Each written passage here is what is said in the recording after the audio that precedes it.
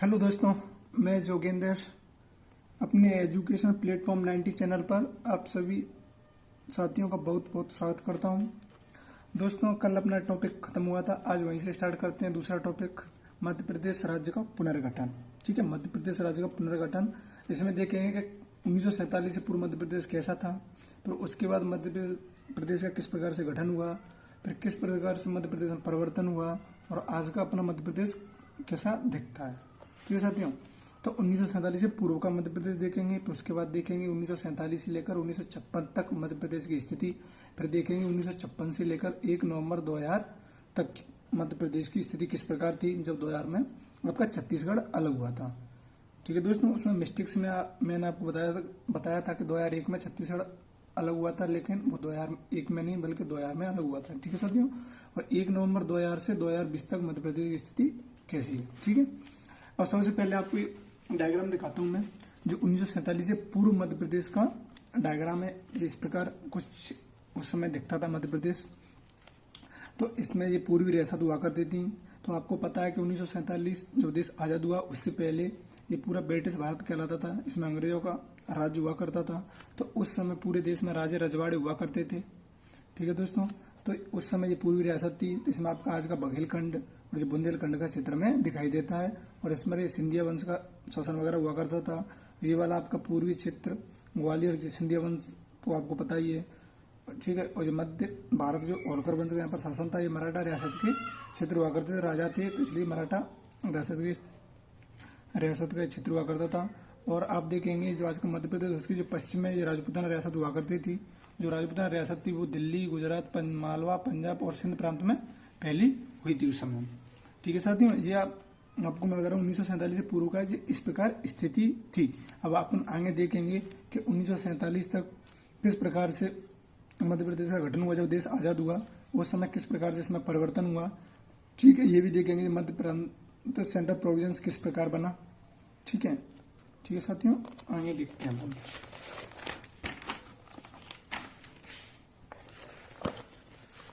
तो फिर कुछ इस प्रकार परिवर्तन हुआ। तो 1947 से 1956 तक मध्य प्रदेश की स्थिति कुछ इस प्रकार थी। जब देश आजाद हुआ तो मध्य प्रदेश, जो आज का मध्य प्रदेश अपन जैसे कहते हैं, वो उस समय 1947 में जब देश आजाद हुआ था उस समय 4 राज्यों से मिलकर बना था। कितने राज्यों से मिलकर बना था उस समय? 4 राज्यों से। इसमें 4 राज्य थे आपके सेंट्रल प्रोविजंस सीपी बरार। ठीक है, दूसरा आपका विंध्य प्रदेश था, तीसरा आपका मध्य भारत था ये पूरा क्षेत्र, चौथी आपकी जी भोपाल रियासत थी जिसे भोपाल स्टेट कहते हैं। चारों से मिलकर बना था। अब सबसे पहले प्रश्न ये उठता है कि जो सेंट्रल प्रोविजन सीपी बरार हकीकत में ये था क्या। ठीक है, तो उस समय इस क्षेत्र पर का ब्रिटिश का शासन हुआ करता था। तो ये सेंट्रल प्रोविजंस था। तो उस समय ये क्या था, एक न्यायिक कमिश्नरी क्षेत्र हुआ करता था, जिसका प्रमुख होता था प्रमुख जो होता था इस क्षेत्र का वो होता था न्यायिक कमिश्नर, जो इस क्षेत्र का संचालन वगैरह करता था। तो जो सेंट्रल प्रोविजंस था तो ये 3 क्षेत्रों से मिलाकर बना था उस समय। जिसमें सबसे महत्वपूर्ण 3 क्षेत्र थे आपके, कौन कौन से थे वो आपके थे। इसमें आज का जो सागौर है वो नेरबुड्डा और नागपुर, ये तीनों से मिलकर बना था जो आपका सेंट्रल प्रोविजंस क्षेत्र। ठीक है साथियों, किससे बना था? सेंट्रल प्रोविजंस क्षेत्र आपके 3 क्षेत्रों से। ठीक है, तो सेंट्रल जो प्रोविजंस क्षेत्र वो तो सबसे पहले जो 1861 को बना, 2 नवंबर 1861 को। फिर उसके बाद इसमें जो बरार था, जो उस समय जो इधर का जो क्षेत्र था, इधर रियासत हुआ करती थी सबसे बड़ी हैदराबाद रियासत, जो आप अच्छी तरह जानते हैं। तो उससे जो बरार था वो एक लीज पर लिया गया था, एक एग्रीमेंट के तहत लिया गया था, क्योंकि अंग्रेजों ने जो उनसे लिया कि आपको हम पैसे वगैरह दे देंगे, आप इस क्षेत्रों को हमें दे दीजिए। तो उन्होंने कुछ समय के लिए क्षेत्रों में दे दिया था, जो 1936 को लिया था और 1950 तक रहा था। और इस पूरे क्षेत्र की जो उस समय राजधानी हुआ करती थी वो नागपुर थी, जो आज का महाराष्ट्र में स्थित है। ठीक है, नागपुर हुआ करती थी। और सबसे पहले इसके जो मुख्यमंत्री बनाए गए थे 1940 में, वो आपके LP खरे बनाए गए थे। लेकिन उसके बाद जब देश आजाद हो गया था 1947 को, तो फिर उसके बाद जो मुख्यमंत्री बने वो आपके रविशंकर शुक्ल बने, और वही मध्य प्रदेश के प्रथम मुख्यमंत्री हैं।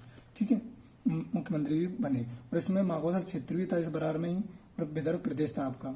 ठीक है, अब दूसरा आता है आपका जो विंध्य प्रदेश। तो जो विंध्य प्रदेश है वो विंध्य प्रदेश की जो पूर्वी रियासत वगैरह तो सेंट्रल प्रोविजंस में थी, थोड़ी बहुत इसमें भी थी। तो ये आपका क्षेत्र था जिसमें जिसका गठन था वो 2 अप्रैल 1948 को हुआ था।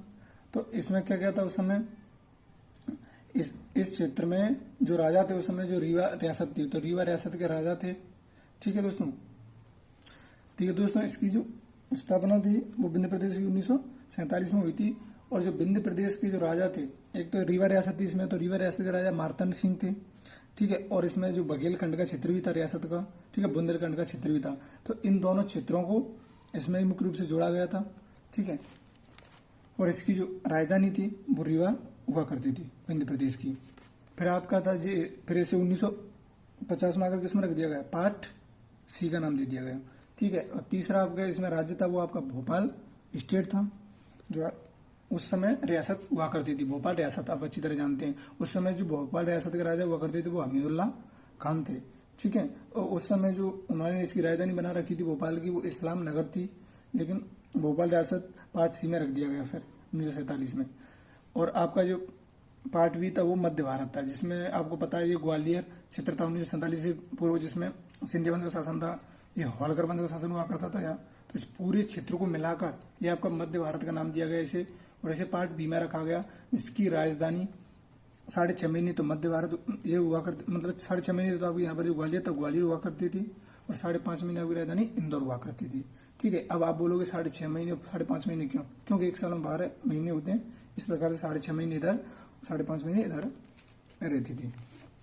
ठीक है, तो ये मध्य भारत आपका उस समय क्षेत्र था। और जो मध्य भारत क्षेत्र था इसकी जो स्थापना करी गई थी वो 22 अप्रैल 1948 को इसे पार्ट बी में रखा गया था। इस प्रकार से कुल मिलाकर 1947 को जो आज का मध्य प्रदेश है वो 4 राज्यों से मिलकर बना था, जिसे आज अपन देखते हैं।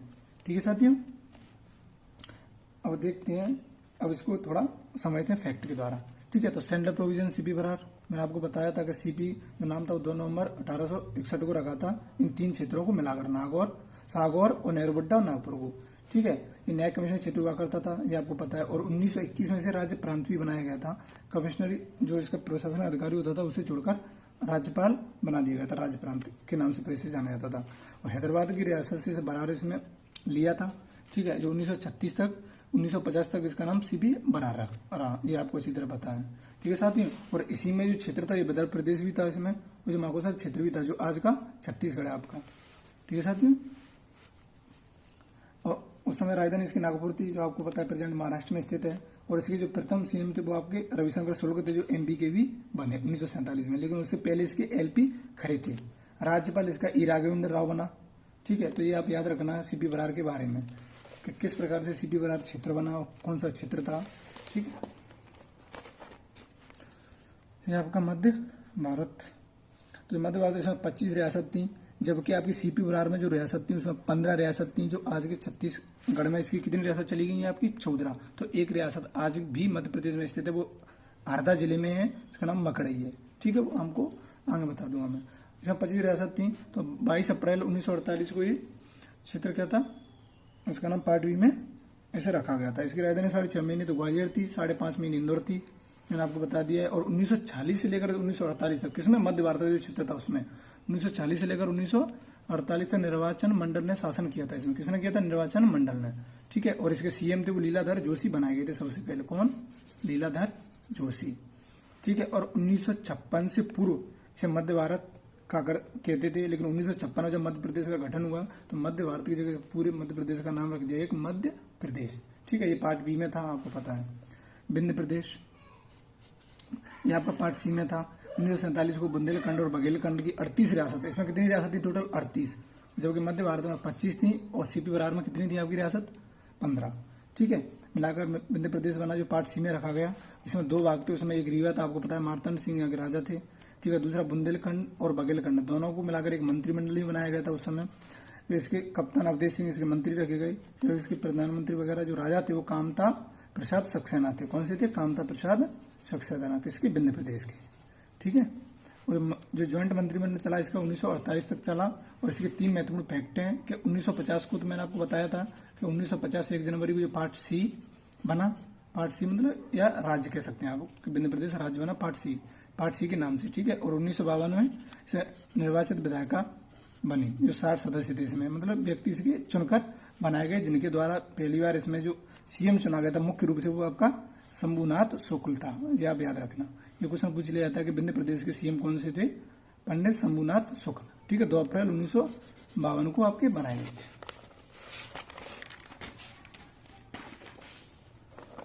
फिर आपकी जो भोपाल स्टेट थी, इसकी राजधानी भोपाल थी, ये पार्ट सी में शामिल की गई। तो नवाब हमीदुल्लाह खान थे, जो अपनी रियासत को क्या रखना चाहते थे, स्वतंत्र। फिर आखिरकार जब उनकी प्रजा ने उनके खिलाफ आंदोलन खड़ा कर दिया, तो आखिरकार उन्हें 1 जून 1949 को भारत संघ में इसे विलय करना पड़ा, किसको, भोपाल को। ठीक है, अब बात करते हैं इसके जो फैक्ट जो मैंने अभी आपको बताया था वो इसमें दिया है कि पार्ट ए प्रांत आपका नागपुर राजधानी थी, सीपी बरार था, इसके रविशंकर शुक्ल बने। पार्ट बी आपको पता है इंदौर राजधानी 5.5 महीने रहती थी, 6.5 महीने ग्वालियर आकर करती थी, ये मध्य भारत प्रांत था। ठीक है, इसके लीलाधर सेठ आपके कौन बने थे, प्रमुख सीएम थे। विंध्य प्रदेश के आपके शंभुनाथ थे, जो रीवा इसकी राजधानी हुआ करती थी विंध्य प्रदेश की, पार्ट सी में रखा था। पार्ट सी में ही आपकी भोपाल स्टेट थी, जिसे भोपाल स्टेट प्रांत का नाम था। इसके शंकर दयाल शर्मा बने थे सीएम, ये याद रखना। ठीक है, ये पूछ लेता है कि जब जैसे पार्ट सी का नाम दिया गया, राज्य बनाया गया, तो उस समय इसके प्रमुख कौन थे, तो शंकर दयाल शर्मा थे। ठीक है दोस्त, और कुछ आगे देखते हैं। अब मध्य प्रदेश का गठन 1956 में शामिल रियासत है। तो जब मैंने आपको बताया था, जब 1956 को मध्य प्रदेश का गठन हुआ, तो उसमें 15 जो रियासत थी आपकी, वो पार्ट ए में थी, मतलब सीपी बरार में। 25 आपको पता है पार्ट बी में थी मध्य भारत में। 38 रियासतें आपकी पार्ट सी में थी विंध्य प्रदेश में, और भोपाल स्टेट तो एक ही रियासत थी, आपको पता है। तो टोटल रियासतें थी उस समय 79, जिसमें मैंने आपको ये भी बताया था कि सीपी बरार वाला जो क्षेत्र था वो पूरा आपका 14 रियासत उसमें चली गई थी छत्तीसगढ़ में, और 65 रियासतों से मिलकर आज का एमपी वो बना था उस समय। कितने, 65। ठीक है दोस्तों, वो जो एक रियासत इसमें से बची थी वो मकड़ाई थी, जो हरदा जिले में स्थित है। ये मैंने आपको बताया था अभी थोड़ा पहले। ठीक है साथियों, अब साथियों आगे देखते हैं कि जो 1956 का गठन था उसमें विशेष परिवर्तन किया हुए। ठीक है, जब 1947 को मध्य प्रदेश क्या था, 4 राज्यों से मिलकर बना। फिर 1956 को जब मध्य प्रदेश का गठन हुआ, भाषा के आधार पर राज्य बनाया गया। ये किस प्रकार बना था मैंने आपको पहले वाले टॉपिक में बता दिया था। लेकिन जब 1956 में इसमें गठन हो गया था, उसमें क्या क्या परिवर्तन हुए, तो पार्ट ए में देखते हैं आप। पार्ट ए आपको पता है प्रोविंसेस एंड सीपी बरार था। इसमें परिवर्तन ये था क्योंकि इसमें एक विदर्भ क्षेत्र था, नीचे का मैंने आपको बताया था। विदर्भ क्षेत्र में 8 जिले थे जो मराठा भाषाई क्षेत्र थे, जो महाराष्ट्र को दिए गए। अब मान लो इसका मध्य प्रदेश का गठन किया गया था, मान के लो आपको पता है कि मध्य प्रदेश का गठन भाषा के आधार पर किया गया। तो जब इसमें मराठी भाषाई जिले हैं, जब हिंदी भाषा के आधार पर मध्य प्रदेश का गठन कर रहे हैं, तो किस प्रकार से उसमें जिले रह सकते, नहीं रह सकते ना, क्योंकि जो महाराष्ट्र था वो मराठी भाषाई क्षेत्र था। तो आखिरकार महाराष्ट्र को देने पड़े एमपी सरकार को इतने 8 जिले। ठीक है, इसमें आपके महत्वपूर्ण जिले थे वर्धा, नागपुर, भंडारा, चांदा। वर्धा था, नागपुर था, भंडारा था, चांदा था। ठीक है, और बुल्ढाना, अकोला, अमरावती और यवतमाला कौन कौन से थे, ये आपको 8 महत्वपूर्ण है, याद रखना। ठीक है, पूछ लिया जाता है कि महाराष्ट्र में कौन से 8 जिले दिए गए थे। ठीक है, ऑप्शन देगा, 3 दे देगा, 1 नहीं देगा, तो 1 गलत दे देगा, 3 इसमें दे देगा। ठीक है, तो आपको छानना भी पड़ सकता है। तो वर्धा, नागपुर, भंडारा, चांदा और बुल्ढाना, अकोला, अमरावती, यवतमाला, ये आपके 8 ठीक है जिले थे जो महाराष्ट्र को दिए गए। और पार्ट बी में परिवर्तन भी हुआ था, जो आपका मध्य भारत था, उसमें क्या था, जो भानुपुरा तहसील थी। ठीक है, भानुपुरा तहसील थी जो कि आपकी किसमें थी, मंदसौर की। तो मंदसौर की भानुपुरा तहसील थी, वो मध्य प्रदेश की क्या थी, क्षेत्र में मतलब थी, लेकिन वो राजस्थान को देनी पड़ी। ठीक है, एमपी की थी, जो भानुपुरा तहसील थी जो मध्य प्रदेश की थी। तो इसका एक क्षेत्र था सुनेल टप्पा, जो सुनेल टप्पा राजस्थान को दिया था। क्या दिया था, सुनेल टप्पा। और इसके बदले में राजस्थान से तो आपकी बदले में एक ले भी ली थी तहसील। तो राजस्थान से तो आपका हिसाब था वो बराबर हो गया था, लेकिन महाराष्ट्र को देने पड़े थे 8 जिले। तो राजस्थान से क्या लिया था, विदिशा में जो सिरोंज तहसील थी वो राजस्थान से ली गई थी मध्य प्रदेश में। तो आखिरकार मध्य प्रदेश का राजस्थान से हिसाब बराबर था। ठीक है, अब पार्ट सी में देखते हैं, इसमें कोई चेंज नहीं होता आपका, बेशक वैसा आज है, बेशक वैसा उस समय भी था। भोपाल स्टेट आपकी पूरी की पूरी वैसी है, इसमें कोई चेंज नहीं होता। लेकिन ये याद रखना कि जब 1956 में मध्य प्रदेश का गठन हुआ, तो उसमें 2 पार्टों में चेंजिंग हुई, पार्ट ए और पार्ट बी। ठीक है, पार्ट बी में ये चेंजिंग हुई कि भानुपुरा तहसील थी, वो मध्य प्रदेश की भानुपुरा तहसील का एक क्षेत्र सुनेल टप्पा राजस्थान को दिया गया, जबकि राजस्थान से सिरोंज तहसील मध्य प्रदेश में मिलाई गई। ठीक है, और पार्ट ए से 8 जिले आपके महाराष्ट्र को दिए गए, क्योंकि मराठी भाषी क्षेत्र थे। ठीक है साथियों, हम आगे देखते हैं कि इसमें विशेष फैक्ट क्या थे। जो आपको पता ही है, मैंने बताया था पहले टॉपिक में कि जो राज्य पुनर्गठन आयोग था, जिसके अध्यक्ष फजल अली थे, जिसे फजल अली आयोग बनाया, जिसके नाम से 1953 से गठन हुआ था। और इसी के आधार पर राज्य पुनर्गठन आयोग के द्वारा मध्य प्रदेश क्या हुआ था, गठन हुआ था। ठीक है, अब जो गठन का जो विधेयक था, आपको विधेयक में मैं बताता हूँ कि जो गठन हुआ था उसका विधेयक कौन सा था। तो संसद में सबसे पहले जो विधेयक प्रस्तुत किया गया था वो अप्रैल 1926 में, किसको, मध्य प्रदेश को भाषा के आधार पर राज्य बनाने के लिए। विधेयक 1956 में संसद में पारित किया। आपको पता है कि कोई भी राज्य बनाना हो या उससे राज्य अलग करना हो तो ये पूरी प्रक्रिया एक संविधान के अकॉर्डिंग चलती है, क्योंकि हमारा देश एक लोकतांत्रिक देश है। इसमें एक संविधान भी है जो सबसे सर्वोच्च माना जाता है और उसी के अकॉर्डिंग देश में प्रत्येक कार्य किया जाता है। और संसद भी है, अपना संसद का काम ही यही होता है। तो उन्होंने विधेयक प्रस्तुत किया सबसे पहले संसद में अप्रैल 1956 को। तो ठीक है, जो पारित हुआ, विधेयक प्रस्तुत हुआ, फिर पारित हुआ था आपका नवंबर 1956 में।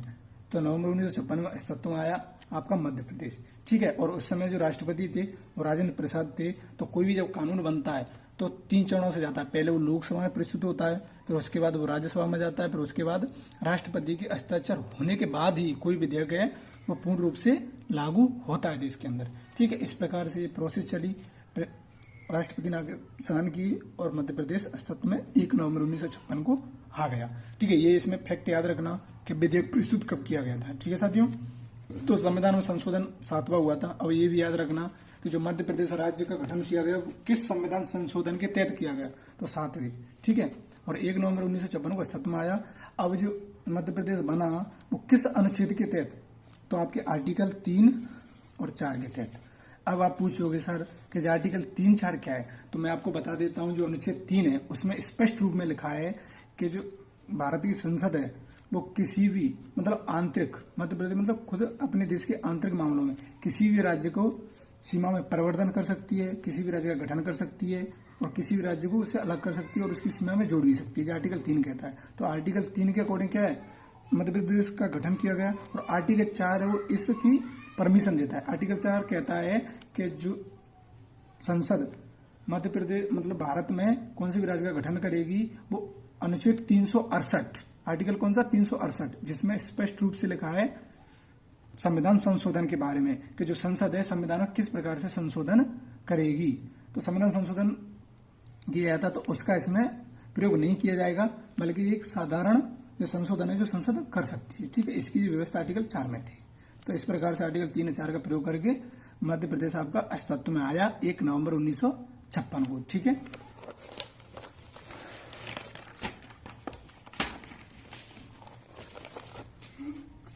फिर देखते हैं पुनर्गठन से पूर्व मध्य भारत, आपको जो पता ही है। ठीक है साथियों, इसमें पुनर्गठन एक हुआ था आपका नवंबर 1956 में। पुनर्गठन दूसरा भी हुआ जब इससे छत्तीसगढ़ अलग किया गया था। एक घटना जब हुआ जब मध्य प्रदेश बना, फिर दूसरा इसका पुनर्गठन जब हुआ जब इसे छत्तीसगढ़ हटाया गया। तो ये भी आपको पता है आर्टिकल 3 के अकॉर्डिंग हटाया गया होगा। ठीक है साथियों, तो 1 नवंबर 2000 को। प्रदेश में संभाग कितने आपके 10 हैं, जिले आपको पता ही है 52 है प्रेजेंट में। ठीक है, अब फैक्ट थोड़े और देखते हैं। मध्य प्रदेश को हृदय प्रदेश संज्ञा आपकी जवाहरलाल नेहरू ने दी थी। ठीक है, और पीसी बरार से संविधान सभा के लिए चुनी गई महिला, ये क्वेश्चन महत्वपूर्ण है। जो पीसी का बरार था, प्रोविजन सेंट्रल प्रोविजंस बरार, उससे एकमात्र महिला थी जो संविधान सभा के लिए चुनी गई थी, वो थी आपकी श्रीमती अमृता कौर। एक जो रियासत थी उससे एक रानी थी। ठीक है, किसकी, सीपी बरार क्षेत्र की। तो वहां से चुनी गई थी संविधान सभा के लिए और इसे पहली बार किसकी, जवाहरलाल नेहरू की कैबिनेट में मंत्री बनाया गया, वो भी स्वास्थ्य मंत्री बनाया गया। तो ये भी क्वेश्चन आपसे पूछ लिया था कि भारत की जो पहली महिला है वो स्वास्थ्य मंत्री है, वो आपकी अमृता गौर है, जो कि सीपी बरार क्षेत्र से चुनी गई थी। ठीक है साथियों, ये भी याद रखना। अब 1956 से 2000 तक मध्य प्रदेश की स्थिति अपन देखते हैं कि किस प्रकार से गठन होने के बाद छत्तीसगढ़ तक स्थिति कैसी कैसी रही, क्या क्या परिवर्तन हुआ, फिर उसके बाद छत्तीसगढ़ कैसे अलग हुआ। ठीक है साथियों, जो कुछ भी आपको कराया जा रहा है वो ये समझ लो इतना महत्वपूर्ण है आपके लिए कि प्रत्येक एग्जाम चाहे कौन सा भी हो, पीएससी का हो चाहे कौन सा भी हो, एक क्वेश्चन भी बाहर नहीं जाने वाला, लेकिन अच्छी तरीका से आप इसे पढ़ोगे जब। ठीक है, अगर नहीं पढ़ोगे तो कुछ नहीं होगा। आपको अच्छी तरीका से पता है कि जब तक आप भोजन हाथ से तोड़कर नहीं करोगे तो आपका पेट भर ही नहीं सकता। इसी प्रकार से जब तक आप अध्ययन नहीं करोगे तब तक आपको सफलता कभी मिल ही नहीं सकती। ठीक है साथियों, अब देखते हैं जब 1 नवंबर 1956 को नवगठित एमपी की राजधानी भोपाल बनाई गई। आपको पता है जब मध्य प्रदेश का गठन हुआ तो उसके बाद 1 नवंबर 1956 को आपकी राजधानी भोपाल बनी। ठीक है, और उस समय भोपाल जिला नहीं था बल्कि एक तहसील थी, वो भी किसकी थी, सीहोर जिले की। ठीक है, इस समय मध्य प्रदेश में 43 जिले थे आपके, जब 1 नवंबर 1956 को मध्य प्रदेश का गठन हुआ तो उस समय आपके 43 जिले थे, और जिसमें से वर्तमान में 2000 में जब अलग हुआ छत्तीसगढ़, तो इस समय जो 43 जिले थे मुख्य जिले, जिसे आप बोलते हैं मूल जिले, उसमें से 6 जिले तो आपके छत्तीसगढ़ के थे, लेकिन मुख्य रूप से जो आज का मध्य प्रदेश है उसमें कितने जिले थे? 37 जिले थे। ठीक है, उस समय 1 नवंबर 1956 को। अब ये 37 जिले कौन कौन से थे मैं आपको आगे बता दूंगा, जब मैं आपको बताऊंगा कि नए नए जिले कौन कौन से बने। तो अब नए जिलों को हटा दोगे तो मूल जिले अपने अपने कल आएंगे। ठीक है, तो यार छत्तीसगढ़ की थी 6 जिले और 37 MP की थे, तो टोटल कितने थे? 43। अब इसमें क्या परिवर्तन हुआ? अब मध्य प्रदेश में आंतरिक परिवर्तन शुरू हुआ। अब आंतरिक परिवर्तन शुरू क्यों किया गया? क्योंकि मान लो कोई जिला था, उसको प्रशासन व्यवस्था से नहीं चलाया जा रहा है ढंग से, तो उसकी जनसंख्या अधिक होगी, उसका क्षेत्रफल अधिक है, ऐसी। ठीक है साथियों, तो 1972 में क्या था? सीहोर जिले से आपका भोपाल अलग हुआ था। किससे हुआ था? सीहोर से भोपाल अलग हुआ था, जो कि मध्य प्रदेश का 48वां था, मध्य प्रदेश का 38वां जिला था। और 2 जिले थे 1972 में। कुछ नहीं पूछ लिया था कि 1972 में कितने 2 नए जिले बने, तो आपका सीहोर बना और दुर्ग, सीहोर और दुर्ग से अलग होकर भोपाल और राजनांदगांव 2 नए जिले बने थे। कौन कौन से? भोपाल और राजनांदगांव। सीहोर से भोपाल और दुर्ग से राजनांदगांव अलग हुआ। तो इस प्रकार से पहले 43 से 2 और, तो आपके टोटल जिले बने 45। लेकिन ये 38वां जिला था मध्य प्रदेश का, और ये दुर्ग राजनांदगांव, तो ये आपका छत्तीसगढ़ में चला गया था 2000 में, तो ये आपका 7वां छत्तीसगढ़ का हो गया। 38वां मध्य प्रदेश का था। क्यों? ये टोटल 43 थे, उसमें मैंने आपको बताया था 37 MP में थे, 6 छत्तीसगढ़ में थे, तो एक जो छत्तीसगढ़ में हो गया 7, MP का एक जोड़ दिया तो 38, टोटल थे आपके 45। ठीक है, तो आप ये याद रखना कि 1972 में 2 जिले थे, भोपाल और राजनांदगांव। ठीक है, सीहोर से ये अलग हुआ, दुर्ग से ये अलग हुआ। तो अब आगे की वीडियो, नेक्स्ट वीडियो में आपको बताया जाएगा। ठीक है, आज अपन यही क्लास खत्म करते हैं दोस्तों। अगर आपको वीडियो अच्छी लगे तो दोस्तों लाइक और सब्सक्राइब जरूर करें। अगर वीडियो में थोड़ी बहुत कोई कमी हो तो दोस्तों आप जरूर बताएं, जिससे मैं आपको और अच्छे से अच्छा कंटेंट प्रोवाइड करा सकूं। ठीक है, अच्छी से अच्छी आपकी तैयारी कंप्लीट करा सकूं। थैंक यू दोस्तों, इसी प्रकार पढ़ाई करते रहें। धन्यवाद।